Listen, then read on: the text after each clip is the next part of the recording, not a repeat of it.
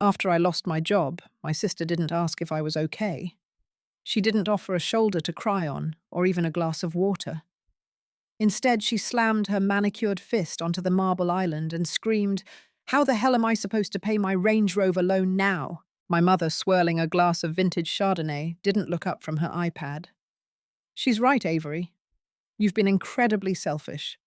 You need to drain your 401k tomorrow morning. We cannot have a repossession truck sitting in a Lake Forest driveway. Think of the neighbors." Then came my father. He didn't offer a hug. He walked into the hallway, grabbed my frayed duffel bag, the one I'd used since college, and threw it at my feet. "Your sister is building an empire with Julian," he said, his voice cold and final. "You're just taking up space. If you aren't contributing, you're trespassing. Get out." I kept quiet about the $150 million biotechnology firm in my name. I kept quiet about the 12,000 square foot penthouse in downtown Chicago and the private ranch in Aspen. I let the silence hang in the air, heavy and suffocating, as I looked at the people who were supposed to love me unconditionally. That night changed everything for them. They thought they were throwing out the failure of the family. In reality, they were cutting their only lifeline to a world they weren't invited to join. My name is Avery, and I am 28 years old. Until last Tuesday, my family thought I was just a lowly customer service rep, barely scraping by on a $45,000 salary in the wealthy, judgmental suburbs of Lake Forest, Illinois. They looked at my off-brand shoes and my 5-year-old sedan with a mixture of pity and disgust. Growing up, I was always the drab one. My sister Chloe was the golden child. At 24, she was a professional influencer, which was a fancy way of saying she spent my secret money on clothes to take pictures in. My mother, Eleanor, made sure the hierarchy was clear. Chloe was the beauty, the star, the one destined for a life of luxury. I was the sturdy pack mule, the family's automated teller machine disguised as a disappointment. For the past 4 years, I had lived a double life. I told them I worked at a boring call center, taking complaints about insurance claims. The truth, I was the founder and CEO of BioCrest Labs. We didn't just make medicine, we owned the patents that were changing the face of oncology. But I knew my family. I knew that if they smelled a single cent of my real net worth, they would descend like vultures. So I played the part. I wore the cheap sweaters. I let them make fun of my poverty mindset. I even secretly owned the property management company that subsidized 75% of the rent on the very mansion they were currently standing in. I was literally paying for the roof over their heads, and they didn't even know my name was on the deed. On that freezing, slushy Tuesday, I decided it was time to pull the thread. I walked into the sprawling living room, my coat soaked from the Chicago sleet. The fireplace was roaring fuel paid for by me. The lights were bright electricity paid for by me. "I got laid off today," I said, my voice flat, devoid of emotion. The reaction was instantaneous, and it was a masterclass in narcissism. Chloe didn't ask what happened. She didn't ask if I had enough for rent. She stood up, her face contorting into a mask of pure rage, and grabbed her heavy key fob. "Are you kidding me, Avery?" she shrieked. She threw the keys to her Range Rover across the room. They skidded across the hardwood and dented the baseboard. "That's $2,200 a month. Do you have any idea how much stress I'm under? My brand is about aspiration. I can't be seen driving a Toyota. You promised to help with the payments until Julian's fund took off." "I don't have a salary anymore, Chloe," I replied, staring at the keys on the floor. "I can't fund your lifestyle if I don't have an income." My mother, Eleanor, set her wineglass down with a sharp clack. Her eyes narrowed, looking at me as if I were a smudge on her pristine white rug. "How could you be so careless? You've always lacked ambition, Avery, but losing a simple desk job, that's a new low even for you. You know your sister relies on that support. It's your duty as the eldest." "Sit." "The company downsized, Mother," I said, maintaining my composure. It wasn't a performance issue, but the fact remains, I have zero income to support anyone right now. That's when Julian walked in, my 26-year-old brother-in-law. He was wearing a custom-tailored suit that I knew for a fact he hadn't paid for. He adjusted his sleeves, making sure his Patek Philippe caught the light. He looked at me with a smirk that made my skin crawl. "Rough day in the trenches, sis," Julian asked, his voice dripping with condescension. That's the problem with being a cog in the machine. No security. Now, if you had the stones to play in the big leagues like I do, you wouldn't be worrying about a pink slip. I looked at the watch on his wrist. My lawyer Marcus had run a deep dive on Julian months ago. That Patek was a high-quality super clone, a fake, just like his crypto consultancy and his private equity fund. Julian was a man built out of credit card debt and predatory loans, yet here he was lecturing a woman who could buy his entire existence 10 times over. "Julian is a provider," my mother chimed in, looking at him with the warmth she never gave me. "He understands the grind. You should have been taking notes instead of just clocking in and out like a drone." "Eleanor is right," my father Arthur added, stepping forward. He didn't look at me, he looked through me. "Julian needs a proper command center. He's closing a massive seed round this Friday. He needs your bedroom Avery. It has the best light for his investor calls. Since you aren't paying your way anymore, you're dead weight." He handed me the duffel bag. "You're throwing me out." "In a blizzard?" I asked. I wanted them to say it. I wanted the record to be clear. "You threw yourself out when you decided to be a failure," my father replied. "Go stay with a friend, or find a shelter. We don't tolerate losers in this house." I nodded slowly. I didn't beg. I didn't point out that the very floor he was standing on was waxed and maintained by my payroll. I picked up the bag, felt the cold weight of my phone in my pocket, and turned toward the door. As I stepped out into the freezing Chicago wind, the heavy oak door slammed shut behind me. The lock clicked. I stood in the driveway, the sleet stinging my face. I pulled out my phone and swiped to a secure app. I sent a one-word message to Marcus: "Initiate." The safety net was gone. The subsidies were over. The vipers were about to find out what happens when you kick the person who owns the cage. The Chicago wind didn't just blow, it bit. It was that midwinter freeze that turned sleet into needles, and as I stood on the sidewalk of the street I had essentially funded for 4 years, I felt a strange, icy calm. I wasn't shivering because of the cold. I was vibrating with the sheer adrenaline of being done. I walked 2 blocks east, away from the warm glow of my parents' hijacked mansion. I didn't head for a bus stop, and I didn't pull up a ride-sharing app. I turned into a secluded cul-de-sac lined with ancient oaks and pressed a biometrically encrypted key fob in my pocket. Halfway down the block, the LED headlights of a matte black Cadillac Escalade V-Series flickered to life. The engine roared a deep, predatory growl that echoed off the quiet suburban homes. I climbed into the driver's seat, the scent of hand-stitched leather and expensive sandalwood instantly wrapping around me. I hit the seat heaters, watched the frost on the windshield melt away, and picked up my encrypted burner phone. "Marcus," I said as soon as he picked up. "The extraction is complete. They went for the throat." "I assumed as much," Marcus replied, his voice a cool, professional rasp. "I've already received the alert. The liquidator protocol is staged. Are we really doing this, Avery?" Once I hit send on these notices, the Lake Forest House of Cards collapses in 72 hours. They didn't just kick me out, Marcus. They tried to take my dignity on the way out the door. They wanted my 401k to pay for a Range Rover loan while they threw my bags in the snow. "Hit the button. All of them. Consider it done," Marcus said. "I'm notifying the property management firm that BioCrest Holdings is withdrawing the rent subsidy effective immediately. I'm also flagging the anonymous guarantor account for Chloe's auto loan as terms terminated. By tomorrow morning, their world is going to get very expensive. I ended the call and pulled the Escalade out of the cul-de-sac. As I drove past my parents' house one last time, I saw the lights on in my old bedroom.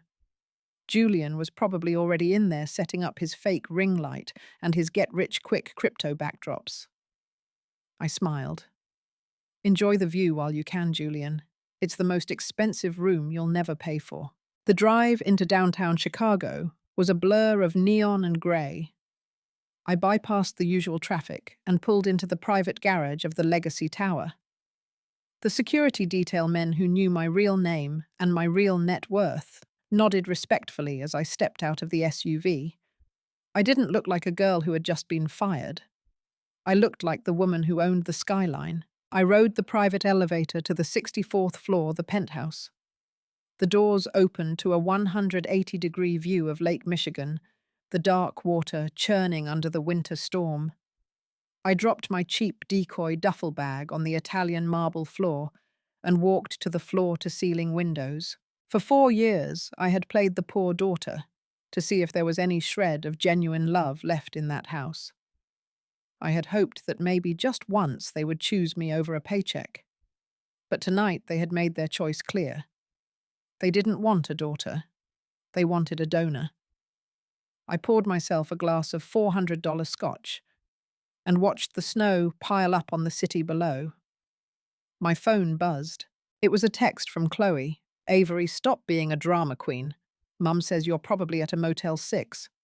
Just send the transfer for the Rover payment by 9 a.m. Or I'm telling Dad to change the locks for real. Don't ruin my weekend. I didn't reply. I just sipped my drink and watched the clock. At midnight, the automated banking systems would sweep. The subsidy would vanish. The poverty mindset daughter they despised was about to become the ghost that haunted their bank accounts. The next morning, the sun rose over Chicago with a blinding, cold clarity. I was already at my desk in my home office, a room that cost more to furnish than my parents' entire retirement fund. I was wearing a tailored charcoal suit, my hair pulled back in a sharp bun. I wasn't Avery, the laid-off accountant, anymore. I was Avery, the chairperson of BioCrest Labs. My monitors were filled with real-time data, pharmaceutical trial results, acquisition metrics, and on a small private screen, the financial vitals of my family members. Around 10:30 a.m., the first flare went off. My phone lit up with a call from my mother, Eleanor. I let it ring. Then I let it ring again. On the third attempt, I picked up but remained silent. Avery, finally! Eleanor's voice was pitched an octave higher than usual, a sure sign of brewing panic. There's been some sort of clerical error at the leasing office. They sent a courier this morning with an adjusted statement. They're claiming the rent for the house is $14,000 this month. $14,000, we've been paying $3,000 for years. Call your little accounting friends and fix this immediately. I can't be bothered with these administrative glitches. It's not a glitch, Mother, I said, my voice as cold as the lake outside. Excuse me. The rent was always $14,000, I explained calmly. The other $11,000 was being covered by a private donor. Apparently that donor decided that supporting a family that kicks their children out into blizzards wasn't a good investment anymore. I guess you'll have to find the difference. There was a long, stunned silence on the other end. I could hear Eleanor's sharp, ragged breathing. A donor? What are you talking about?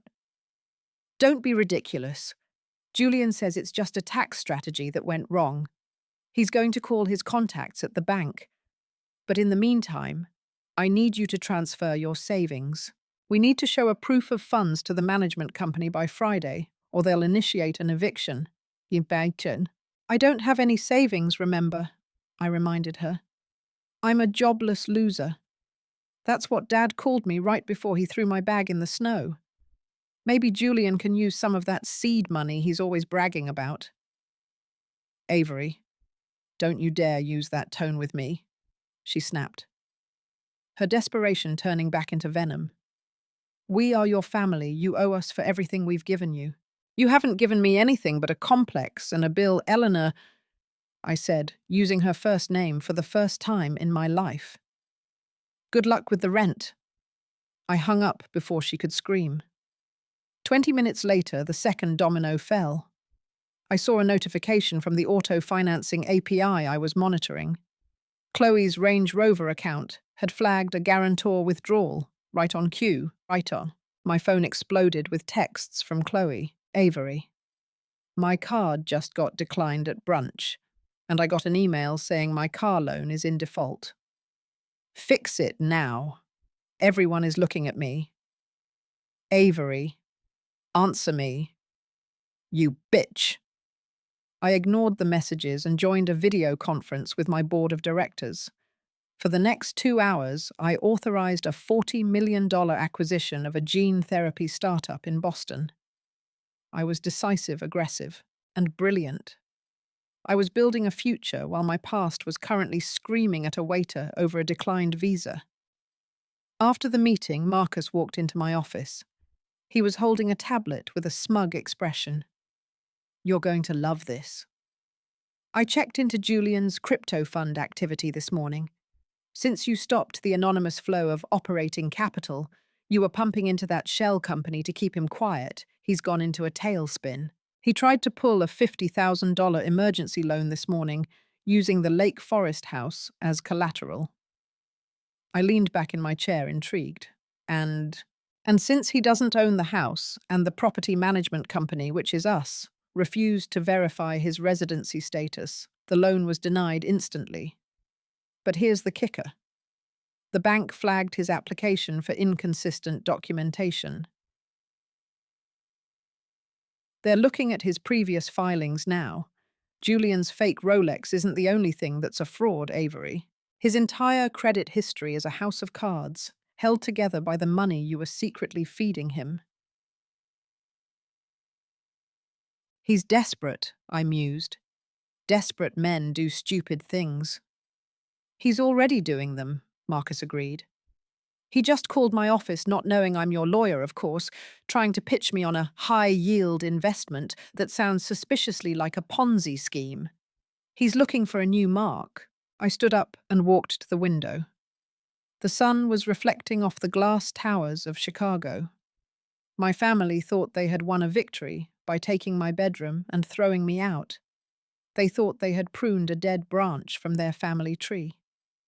They didn't realize they had just cut down the only tree in the forest that was producing fruit. What's the next move? Marcus asked.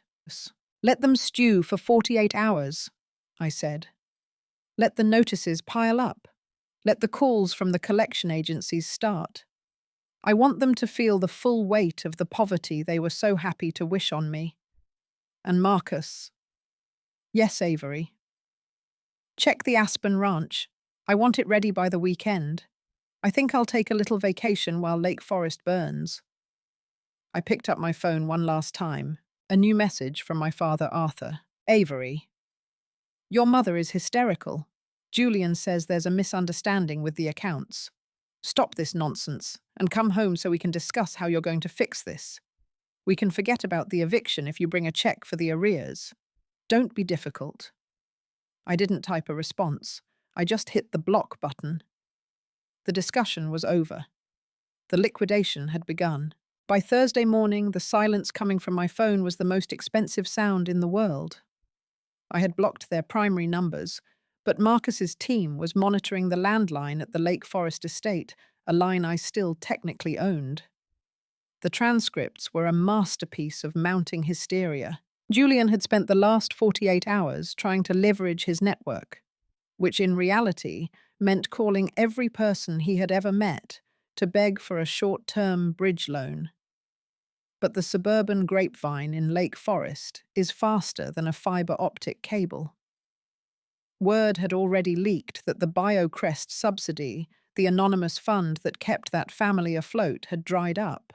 In the eyes of the Chicago elite, my family went from upper crust to radioactive in the span of 2 business days. I was sitting in the back of my Escalade, heading toward a high-stakes ribbon-cutting ceremony for a new research wing when Marcus handed me a fresh report. Julian's done it, Marcus said, suppressed glee in his voice.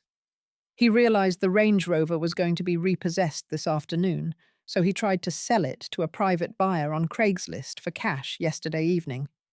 The problem: he doesn't own the title. The bank does. And since you stopped the payments, the bank's GPS tracker kicked in. They caught him trying to hand over the keys in a Starbucks parking lot. Did they arrest him? I asked, looking out at the skyline. Not yet. But the buyer happened to be an undercover officer working a fraud task force. They've been watching Julian's crypto fund for weeks. They didn't take him in, but they impounded the car and gave him a criminal summons for attempting to sell stolen property. Chloe is currently stranded at that Starbucks, and from what the audio logs say, she's blaming Eleanor for not raising Avery better. I leaned back, a cold smile playing on my lips. What about the house? That's the best part. Arthur went to the management office this morning to set them straight. He tried to play the "do you know who I am" card. The office manager, who we've coached perfectly, simply handed him a folder showing that the lease had been held by a corporate entity that dissolved 48 hours ago. Since no one in the house has a qualifying credit score to take over a $14,000 a month lease, they've been served with a 3-day notice to quit or pay. 3 days, I mused. That gives them until Sunday, just in time for my weekend in Aspen. They're desperate, Avery. Arthur is currently at the house trying to pry the expensive light fixtures out of the ceiling to hock them for cash. He doesn't realize those fixtures are itemized in the corporate inventory. If he removes them, it's grand larceny. I felt a slight pang of sadness, but it was quickly cauterized by the memory of my duffel bag hitting the slushy pavement. They weren't grieving for their daughter. They were looting the ruins of a life they never earned. Let them keep digging, I said. I want Julian to feel the walls closing in. I want him to realize that the cog in the machine he looked down on was actually the person keeping the roof over his head. Friday morning arrived with a headline that sent shockwaves through the Illinois business community. BioCrest Labs CEO to make rare public appearance at annual gala. I had spent years as a ghost, a name on a letterhead, a shadow in a boardroom. But today the shadow was stepping into the light. I spent the morning being pampered by a top-tier glam squad in my penthouse. We chose a gown of midnight blue silk, a custom piece that screamed old-world power rather than new money flash. Around my neck, I wore a modest but flawless diamond solitaire one that cost more than my father's entire 401k. While I was being prepped, Marcus walked in looking slightly unsettled. "They're outside," he said. "Who?" "Your family, well, Arthur and Eleanor. They tracked down the BioCrest headquarters. They don't know you're the CEO, of course. They think you work there. They've been in the lobby for 3 hours demanding to see Avery from accounting. They told security that you stole family funds and that your irresponsibility is causing a medical emergency for your mother." Shit. I looked at myself in the mirror. The transformation was complete. I didn't look like a girl who took complaints over the phone. I looked like a woman who decided the fate of nations' healthcare. Security handled it. They escorted them out, but Eleanor made a scene. She shouted that she was going to report this company to the Better Business Bureau. She's convinced that you've somehow hacked their bank accounts. Julian, meanwhile, has disappeared. Chloe is posting on her Instagram story about how fake friends abandon you in your darkest hour while she's packing her designer shoes into trash bags. It's time, Marcus. Let's go to the gala. The gala was held at the Chicago Art Institute. It was the who's who of the Midwest. As my Escalade pulled up to the red carpet, the flashes of the paparazzi were blinding. I stepped out, and for a moment the world seemed to tilt. This was the debut. As I walked into the grand hall, the murmurs began. "Is that her? The BioCrest founder? She's so young. I heard she's a shark." I spent 2 hours networking, shaking hands with governors and tech titans. Then the moment I had been waiting for arrived. Near the bar, I saw a familiar face, one that didn't belong. It was Julian. He had somehow talked his way in, probably using a forged press pass or one of his contacts. He looked frantic, his Patek sleeve pushed up, scanning the room for anyone with a checkbook. He was holding a glass of champagne, like it was a life preserver. He didn't see me at first. I walked up behind him, the silk of my gown hissing against the floor. Hard work, isn't it, Julian, the grind? He spun around, his eyes wide. He didn't recognize me for a full 3 seconds. To him, I was a girl in a $15 Target sweater. This woman was a goddess, carved out of ice and blue silk. Avery, he stammered, nearly dropping his glass. What? What are you doing here? Did you sneak in? You need to leave before you get arrested. I'm here on business, and if you embarrass me, I'm the guest of honor, Julian. I said, my voice smooth and lethal. I'm the cog in the machine, remember. He looked at me, then at the CEO badge on my gown, then at the photographers who were suddenly circling us. His face went from pale to a sickly shade of grey. You own BioCrest. But you, the call center, the 40,000 a year. I owned the call center too, I whispered, leaning in so only he could hear. I owned the house you're being evicted from. I owned the car that got impounded yesterday. And I own the debt that's about to put you in a federal penitentiary for the next 10 years. Avery, listen, he hissed, his bravado crumbling into pure, unadulterated terror. We're family. I was trying to push you to be better. It was tough love. Tell them to stop the eviction. Your mother is sick with worry. If you just give me $1 million, just $1 million, I can fix everything and we can be a real family again. $1 million. I laughed, and the sound was like glass breaking. Julian, I wouldn't give you a nickel if you were on fire in front of me. You didn't just steal my identity. You tried to steal my soul. You convinced my parents that I was nothing, just so you could look like something. Avery, please. He reached for my arm, but 2 of my security guards appeared out of the shadows, their hands resting firmly on his shoulders. Mr. Vance, one of the guards said, your invitation has been revoked, and there are some gentlemen from the FBI waiting for you in the lobby. Something about a Craigslist car sale and a Ponzi scheme. Julian's eyes darted around the room like a trapped animal. He looked at me pleading, but I just turned my back on him. I signaled to a waiter for a fresh glass of champagne. Enjoy the big leagues, Julian, I said over my shoulder. I hear the federal system has a very rigorous grind. As they dragged him out, he started screaming. She's a liar! She's my sister-in-law, Avery! Tell them, tell them! The room went quiet for a moment. Then the music resumed. I took a sip of my drink and felt the final chord snap. My phone buzzed in my clutch. A voicemail from my father, Arthur. I played it through my earpiece. Avery Julian has been arrested. The police are at the house. They say we have to leave by midnight because the furniture is corporate property. I don't know what's happening. Please, honey. We don't have anywhere to go. Your mother is crying. We're sorry about the duffel bag. We were just stressed. Call us back. Please. I looked out at the gala, at the lights, at the power I had built with my own 2 hands, while they were busy mocking me. I felt a single tear pricked my eye, but I blinked it away. I didn't call him back. I called Marcus. Is the plane ready? Waiting at O'Hare Avery. Aspen is beautiful this time of year. Good, I said. Tell the management company to change the locks at Lake Forest at 12:01 a.m. and tell them to donate the clothes left in the closets to the local shelter, except for the Range Rover keys. Throw those in the lake. I walked back into the crowd, the CEO of my own life, leaving the ghosts of Lake Forest to haunt the empty rooms they thought they owned. The flight to Aspen was the quietest 2 hours of my life.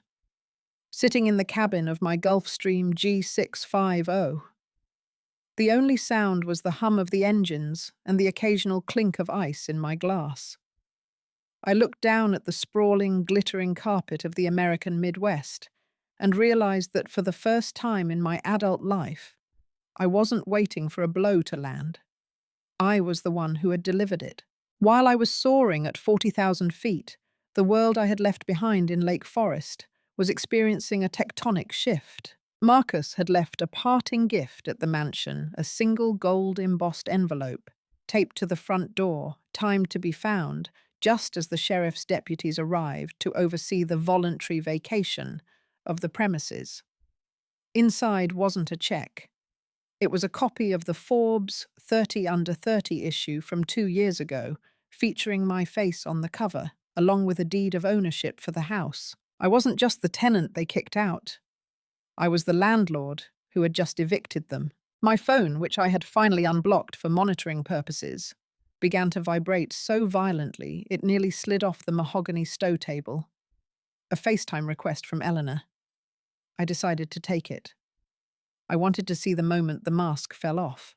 The screen flickered to life. The lighting was terrible.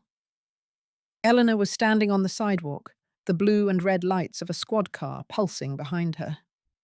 Her hair, usually a perfect platinum helmet, was frizzed from the humidity and the stress.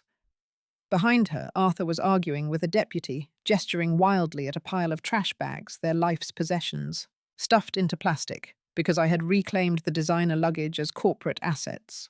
"Avery," Eleanor hissed, her voice cracking. She held up the Forbes magazine, her hand shaking so hard the image was a blur. "What is this? What is this sick joke?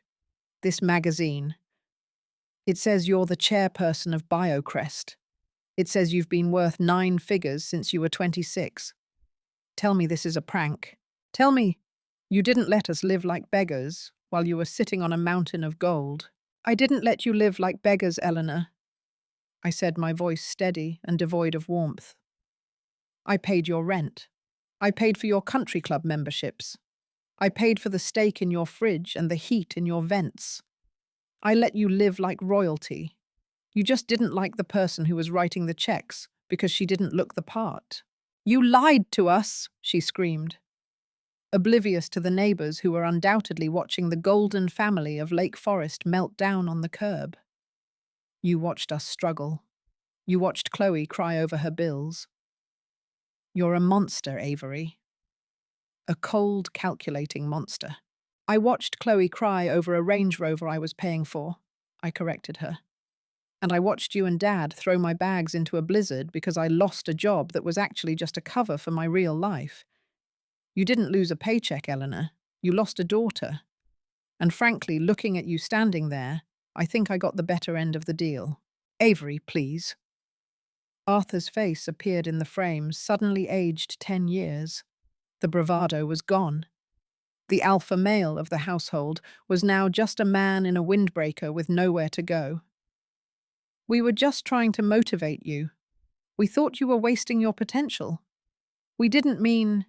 It was just a misunderstanding." "A misunderstanding is when you forget to buy milk, Dad," I said. "Throwing your child out in sub-zero temperatures because they can't fund your lifestyle isn't a misunderstanding. It's a revelation of character. And yours is bankrupt." I didn't wait for a rebuttal.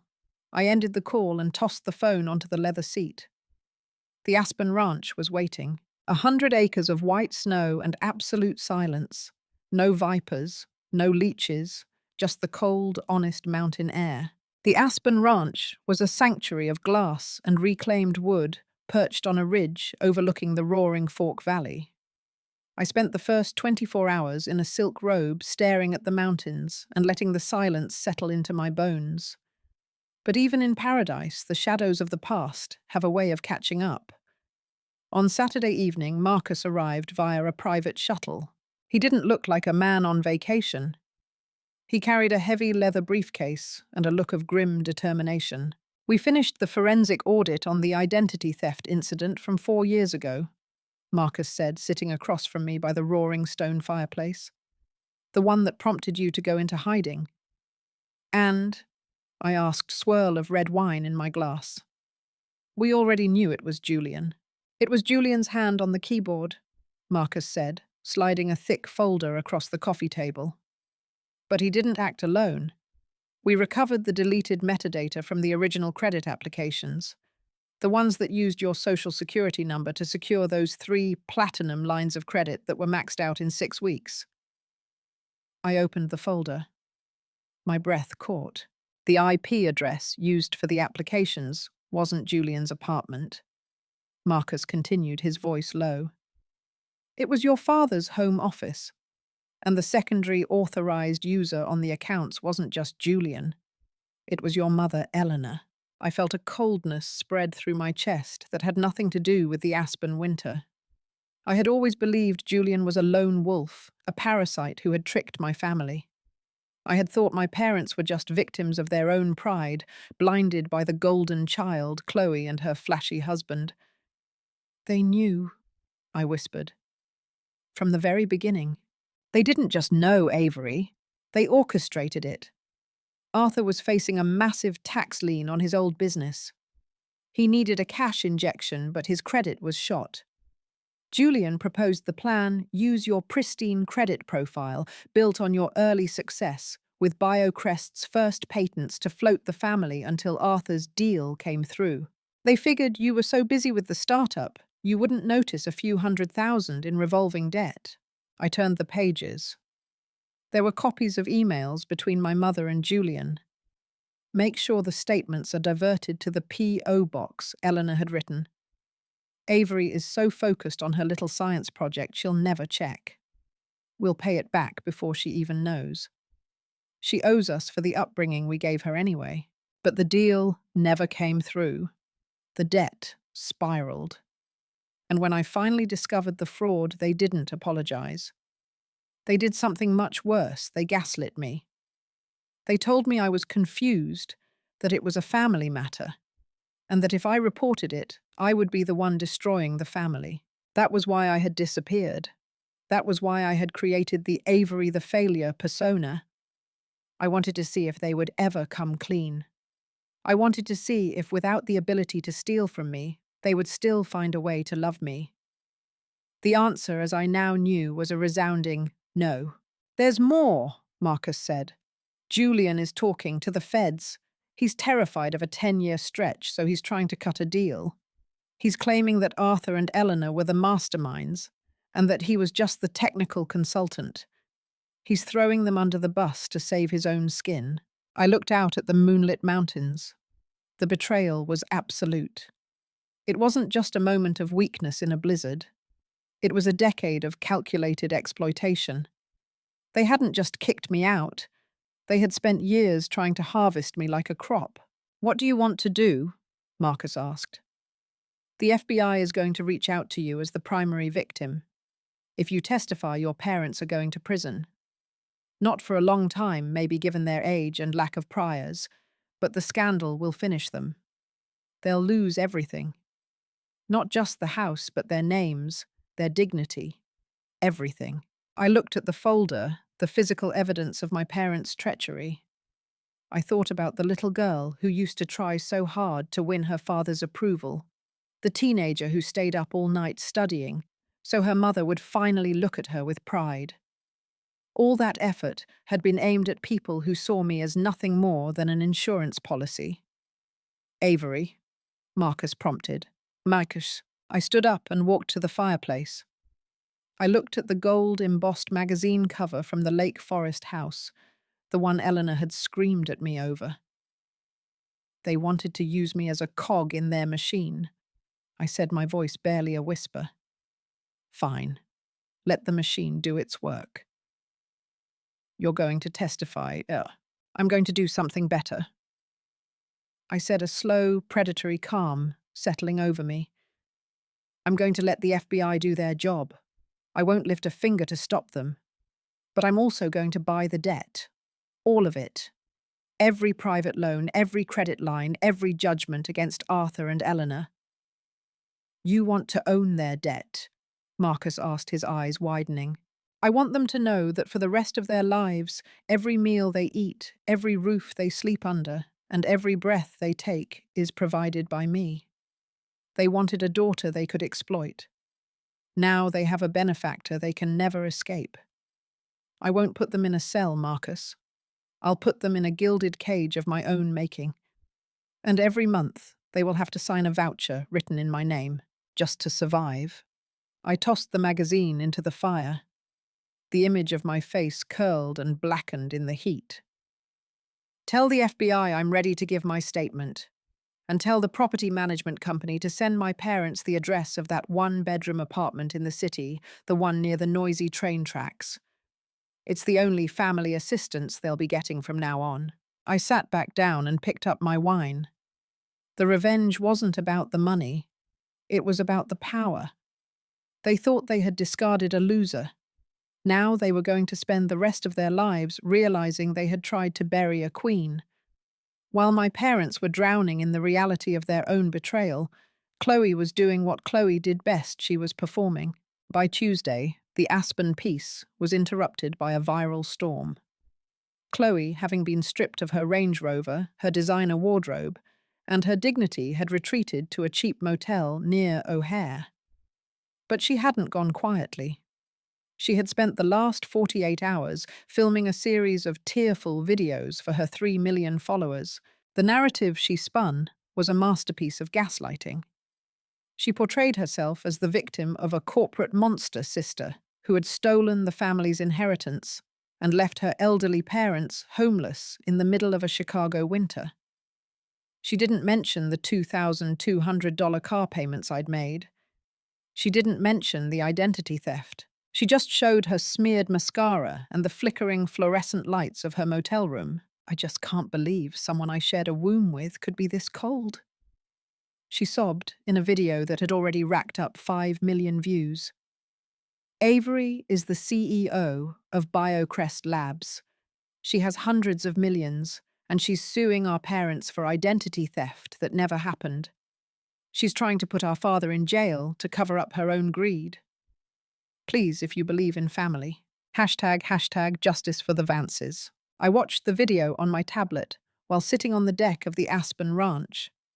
The public comments were a toxic sludge of cancel, BioCrest, and death threats. For a second, the old Avery, the one who wanted to be liked, the one who wanted to belong, felt a twinge of panic. But then I saw the next clip. Chloe had gone live. She was sitting with Eleanor and Arthur in a cramped diner. She was interviewing them. Eleanor was playing the role of the frail, broken mother, perfectly clutching a paper napkin as if it were the last shred of her sanity. Avery always hated us, Eleanor told the camera, her voice a fragile whisper. She was jealous of Chloe's light. She wanted to punish us for being proud of her sister.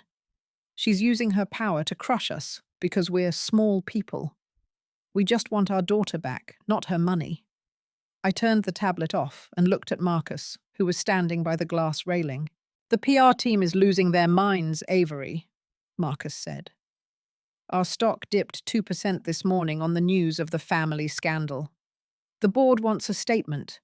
They want you to humanize the situation. Humanize it, I asked, a dark laugh escaping my throat. They want me to go on camera and apologize for being the victim of a felony. No, we aren't going to humanize this. We're going to eviscerate it. What's the move? Chloe thinks her brand is her armor. She thinks social media is a courtroom. Let's show her what real discovery looks like. Marcus, I want you to release the vault. Every bank statement, every email Eleanor sent to Julian about the P.O. box, and the security footage from the Lake Forest driveway the night they threw me out. Avery, that footage. It's pretty brutal. That footage. Seeing you in the snow while they laugh inside. It'll destroy them. Good, I said. And call the network. Tell them I'm ready for my first ever sit-down interview. But not with a gossip rag. I want a financial news titan.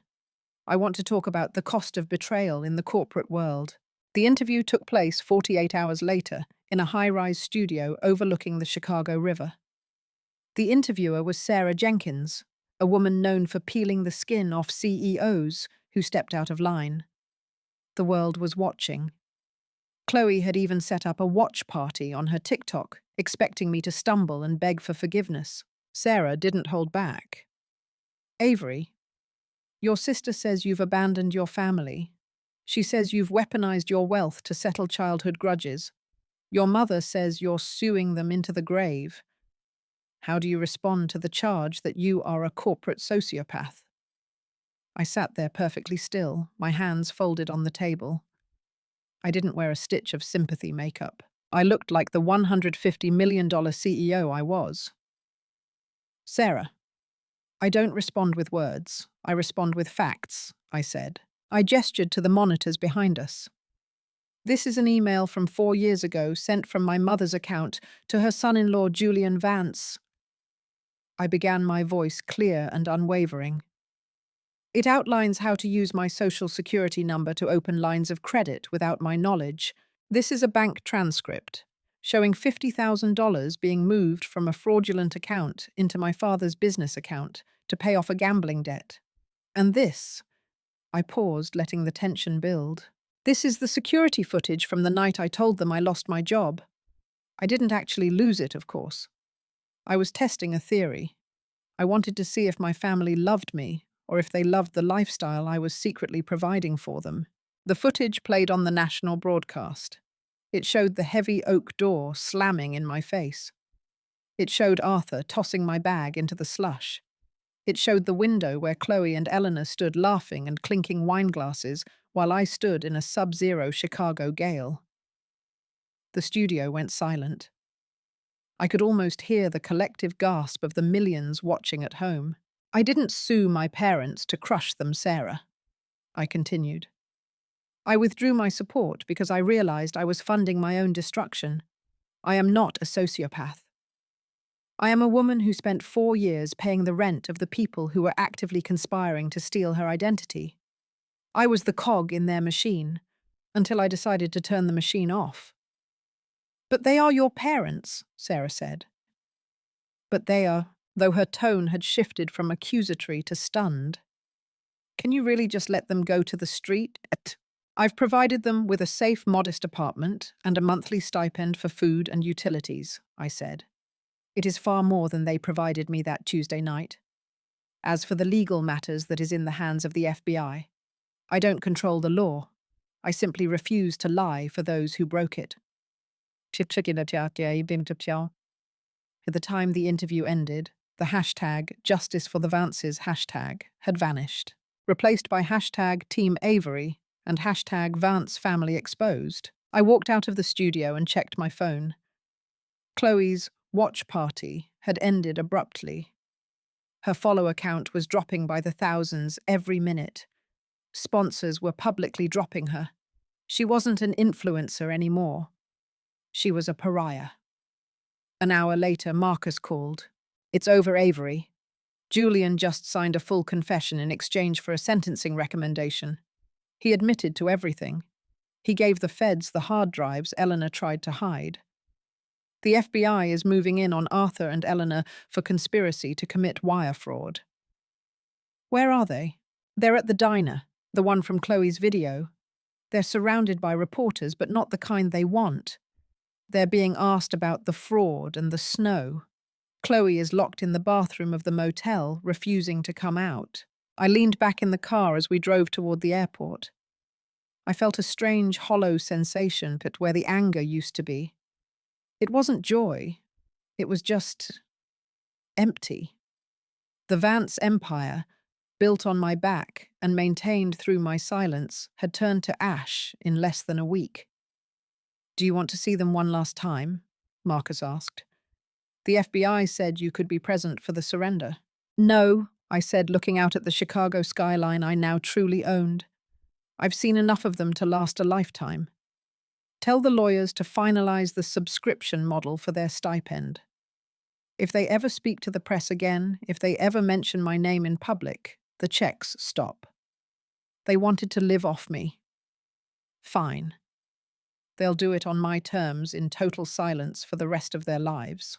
As the jet lifted off the runway, heading back to the peace of the mountains, I looked at the city below. I wasn't the poor daughter anymore. I wasn't the secret CEO. I was just Avery, and for the first time, Avery was enough. The parents are facing the law. Chloe is a ghost of the internet. Julian is headed to a cell. The final part of the saga is here the ultimate fate of the Vance family and Avery's new beginning. This is the final chapter of Avery's journey, the resolution of the Vance legacy, and the dawn of a life lived entirely on her own terms. 6 months later, the dust over Lake Forest had long since settled, replaced by the heavy, indifferent snow of a new winter. But for the Vance family, the seasons had stopped changing. They were frozen in the amber of their own consequences. I sat in my office at BioCrest Labs, now the centerpiece of a new 20-story glass headquarters in the West Loop. On my desk lay a series of final reports from Marcus, the closing ledger of a family's pride. Julian had been sentenced to 8 years in a federal correctional institution in Terre Haute. Without my secret capital injections to pay off his initial victims, his entire Ponzi scheme had been laid bare in weeks. He had traded his fake Patek Philippe for a standard-issue orange jumpsuit.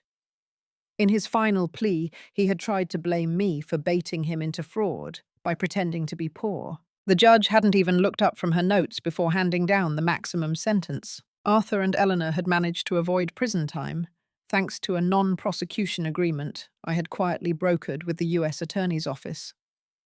I didn't do it out of love. I did it because I didn't want the spectacle of a trial to keep my name linked to theirs in the headlines. Instead, they were living in a gilded exile.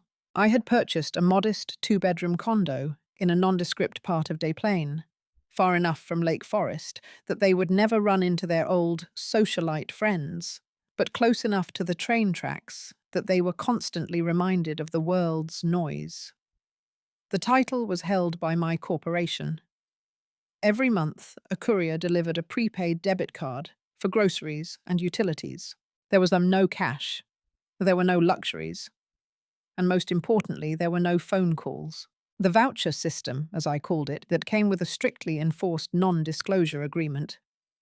If Eleanor so much as whispered my name to a reporter, or if Arthur tried to sell his story to a true crime podcast, the card would deactivate instantly. I had turned the people who treated me like a machine into actual dependents of a machine. They were well-fed, they were warm, and they were completely, utterly irrelevant. Then there was Chloe. The golden child had suffered the most brutal fate of all in the digital age oblivion. After the exposé, her social media accounts were nuked by the platforms for coordinated, inauthentic behavior and harassment. She had tried to start a new redemption vlog, but the internet never forgets. Every time she posted a photo of a latte, 10,000 people commented with images of my duffel bag in the snow. She was currently working as a hostess at a mid-tier chain restaurant in suburban Chicago. I heard through Marcus that she had to wear a name tag that said Chloe with a K to avoid being recognized. The girl who couldn't be seen in anything less than a Range Rover was now taking the bus in the rain. I stood up and walked to the window looking out at the city.